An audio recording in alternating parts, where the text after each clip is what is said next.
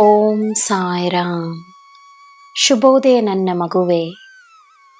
ಸಮಯ ಬದಲಾಗಿ ಎಲ್ಲ ನಿನ್ನ ಪರವಾಗಿಯೇ ಆಗುವುದನ್ನು ನೀನು ನೋಡಲಿರುವೆ.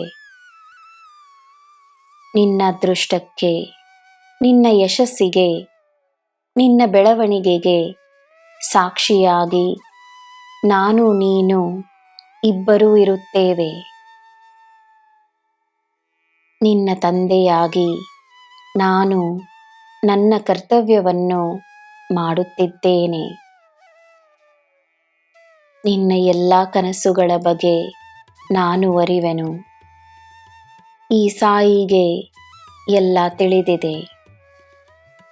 ನಿನಗೆ ಏನು ಬೇಕೋ ಸಿಗುತ್ತದೆ. ನಿನ್ನ ಜೀವನದಲ್ಲಿ ಸಂತೋಷವಿರುತ್ತದೆ, ನೆಮ್ಮದಿ ಇರುತ್ತದೆ. ನಿನ್ನ ದಿನ ಶುಭವಾಗಿರಲಿ. ಸರ್ವಂ ಸಾಯಿಮಯಂ. ಜೈ ಸಾಯಿರಾಮ್.